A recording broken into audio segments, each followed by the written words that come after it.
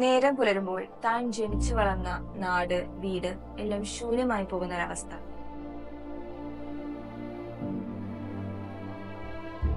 ഒരുപക്ഷെ ഏത് മനുഷ്യജീവനെ താളം തെറ്റിക്കാൻ അതിന് സാധിക്കും.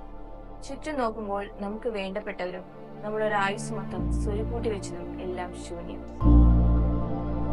One of the most traumatic events they have ever faced.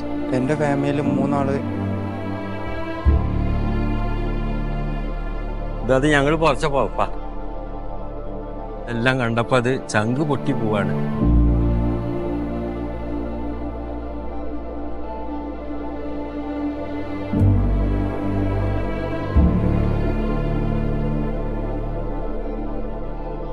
നമ്മൾ മലയാളികൾ പല കാരണത്താൽ പലായനം ചെയ്യുന്നുണ്ട്. ജോലി സംബന്ധിച്ച്, ഉയർന്ന ജീവിത നിലവാരം തേടി, അങ്ങനെ. എന്നാൽ തന്റെ കുഞ്ഞുമക്കളെയും വൃദ്ധരായ മാതാപിതാക്കളെയും കയ്യിൽ പൊതിഞ്ഞ് ജീവന് വേണ്ടി രക്ഷപ്പെടാൻ ഓടുന്ന മലയാളികളുടെ കേരളത്തിലെ അവസ്ഥ തികച്ചും ഭയാനകമാണ്.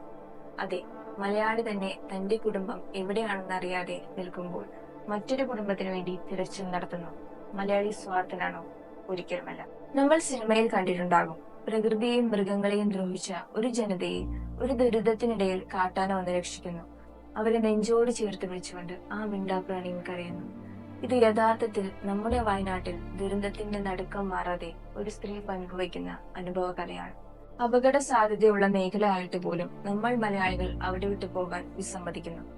അവരുടെ അച്ഛനമ്മമാർ മുതലേ താമസിക്കുന്ന നാടാണ് എന്നൊരു കാഴ്ചപ്പാടും ഉണ്ടാകാം അവർ അവിടെ താമസിക്കുന്നത്.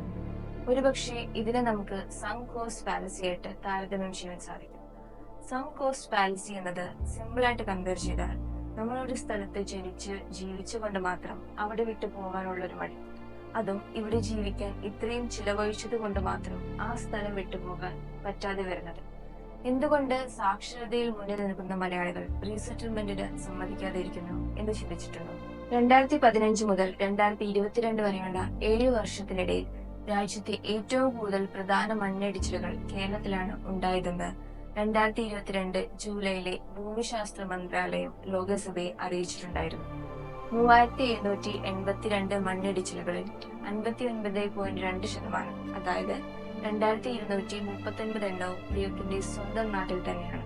അതിൽ അടുത്ത കാലയളവിൽ നമുക്ക് പറയാൻ സാധിക്കുന്നത് 2018 കേരളത്തെ നടുക്കിയ പ്രളയ ദുരന്തം, അതുപോലെ 2019 കവളപ്പാറ ഉരുൾപൊട്ടൽ, 2020 ഇടുക്കി പെട്ടിമുടി ഉരുൾപൊട്ടൽ, ഏറ്റവും അവസാനം നമ്മളിപ്പോൾ വയനാട്ടിൽ ഓരോ ജീവൻ തേടിയുള്ള അന്വേഷണത്തിൽ എത്തി നിൽക്കുന്നു.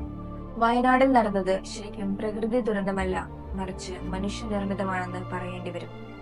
പശ്ചിമഘട്ടങ്ങൾ തകർക്കപ്പെട്ടിരിക്കുന്നു. നടപടിയെടുക്കാത്ത പക്ഷം കേരളത്തെ കാത്തിരിക്കുന്നത് വൻ ദുരന്തമാണ്. അതും നിങ്ങൾ വിചാരിക്കും പോലെ യുഗങ്ങളൊന്നും വേണ്ട, 4-5 വർഷം മതി. അന്ന് ഞാനും നിങ്ങളും ജീവിച്ചിരിപ്പുണ്ടായിരിക്കും.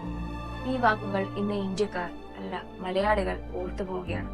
പ്രൊഫസർ മാധവ് ഗഡ്കരി, അദ്ദേഹം നൽകിയ റിപ്പോർട്ട് അന്നും ഇന്നും വിമർശനങ്ങൾ നേരിട്ടിരുന്നു.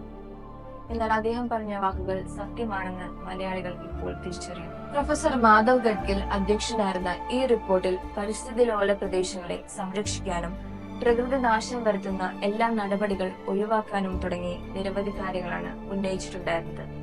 എന്നാൽ ഇത് പ്രായോഗികമായി നടപ്പിലാക്കാൻ ബുദ്ധിമുട്ടാണെന്ന് പറഞ്ഞ് ഈ റിപ്പോർട്ട് തള്ളുകയാണ് ചെയ്തത്.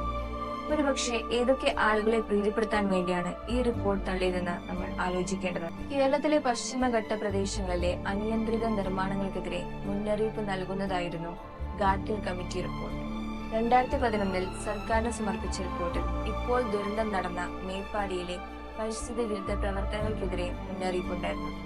നമ്മൾ ഓർക്കേണ്ട ഒരു കാര്യമുണ്ട്, മനുഷ്യജീവൻ ഇങ്ങനെ നഷ്ടപ്പെടുന്നതിനേക്കാൾ ബുദ്ധിമുട്ടുള്ള കാര്യമാണോ ഈ റിപ്പോർട്ടിലെ കാര്യങ്ങൾ പ്രായോഗികമാക്കുന്നത്?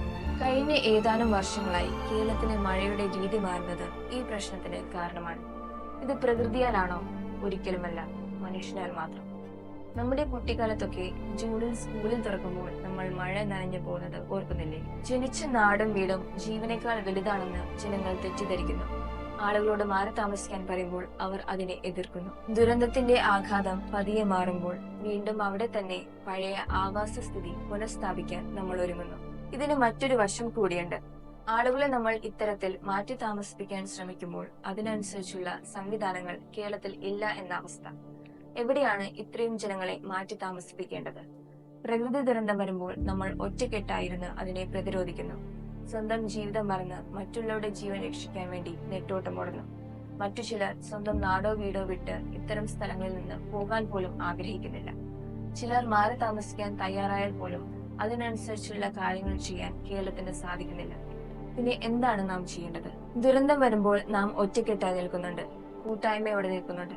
പക്ഷെ ഈ കൂട്ടായ്മ കാണിക്കേണ്ടത് അനധികൃതമായി ക്വാറികൾ നടത്തുമ്പോഴോ വനനശീകരണം നടത്തുമ്പോഴോ അല്ലെങ്കിൽ പ്രകൃതിയെ നശിപ്പിക്കുമ്പോഴാണ്. എന്നാൽ മാത്രമേ നമുക്ക് നമ്മുടെ പ്രകൃതിയെ സംരക്ഷിക്കാൻ സാധിക്കൂ. ഓർക്കുക, മരണപ്പെടുന്നതിനേക്കാൾ ഭയാനകമാണ് ആരുമില്ലാതെ ഒന്നുമില്ലാതെയുള്ള ശൂന്യമായ അവസ്ഥ.